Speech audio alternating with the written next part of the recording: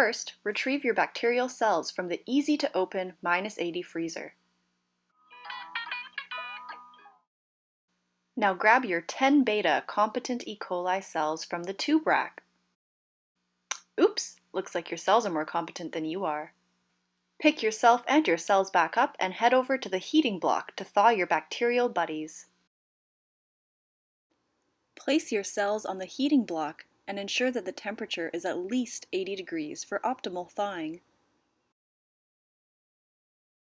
Good job, you did it! Place your cells on ice and use your legendary, enhanced comfort, state-of-the-art Gilson pipetteman to apply DNA onto your bacterial cells.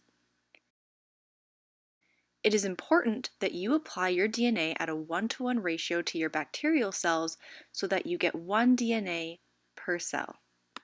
Now violently shake the bacterial cells to ensure the DNA is well mixed throughout the tube.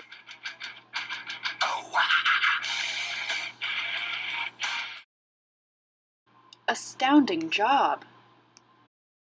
Next, you'll want to add toxic sodium azide to your bacterial cells, allowing them to grow without fear of contamination. Using your Gilson pipetteman, calibrated for accuracy, precision, and durability, add 5 microliters of sodium azide to your cells. At this point, you'll also want to add your selective antibiotic. I chose ampicillin because I think the name is pretty. Using your Gilson add 10 microliters of antibiotic to your cells. To heat shock your cells, place them back in the heating block for 45 minutes in order to add a shocking amount of heat. Adjust your pipetteman.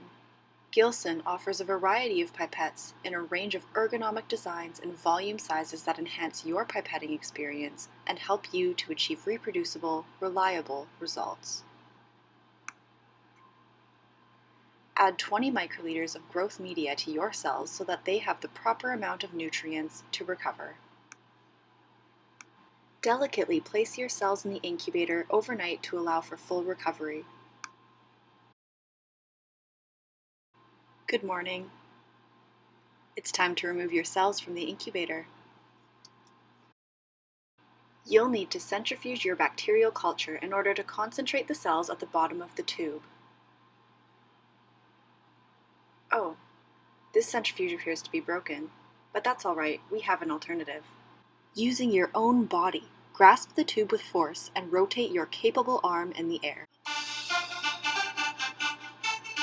You will get sweaty, so come prepared for that.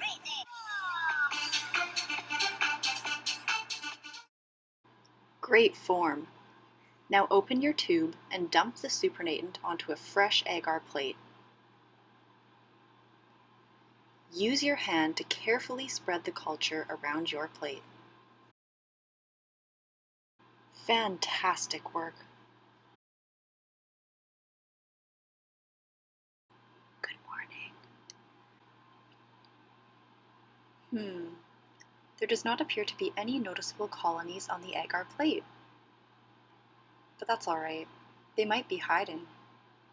Using your dependable, athletic hands, remove all of the agar from your plate to ensure that you pick up all of the hidden colonies and shove it into a large conical tube.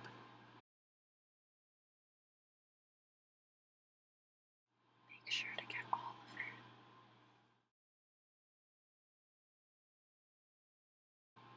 You can store your colonies here until you're ready to mini prep your sample, or you can just give up. Make sure to join me in my next video and hit that subscribe button.